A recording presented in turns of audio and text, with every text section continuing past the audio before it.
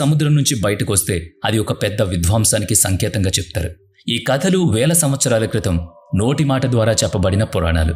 ఈ wore fish మరియు లెవియథాన్ పాము మధ్య ఒక కనెక్షన్ ఉందని ప్రజలు నమ్ముతారు. అంటే లెవియథాన్ పాము వంటి పురాణ జీవులు బహుశా ఈ వోర్ ఫిష్ వంటి అరుదైన సముద్రపు జీవులను చూసి సృష్టించబడి ఉండొచ్చు. ఇప్పుడు మనం ఒక అద్భుతమైన విషయాన్ని చర్చిస్తున్నాం. వోర్ ఫిష్ మరియు భూమి యొక్క భౌగోళిక నిర్మాణాల మధ్య ఉన్న సంబంధం. ఇటీవల మెక్సికో యొక్క బేల్ ప్రాంతంలో వోర్ ఫిష్ని చూశామని మనం మాట్లాడుకున్నాం. ఈ వోర్ ఫిష్ని లెవియథాన్తో కలుపుతున్నారు. అంటే ఇది ఒక్కటే కాదు, మరో విషయం కూడా ఉంది. మీరు గూగుల్ మ్యాప్స్లో శాటిలైట్ వ్యూ చూసి జూమ్ చేసి చూస్తే ఒక ప్రత్యేకమైన ఆకారాన్ని గమనించవచ్చు. అది పాము ఆకారంలో ఉంటుంది. ఈ ఆకారం వాస్తవానికి ఒక భౌగోళిక నిర్మాణం. ఇది సుమారుగా 1000 కిలోమీటర్లు లేదా 8000 కిలోమీటర్ల పొడవు ఉంటుంది. ఈ భారీ నిర్మాణం వాస్తవానికి కోకస్ ప్లేట్ అనే టెక్టానిక్ ప్లేట్. ఇది దక్షిణ అమెరికా మరియు అంటార్కిటికా మధ్య ఉంది.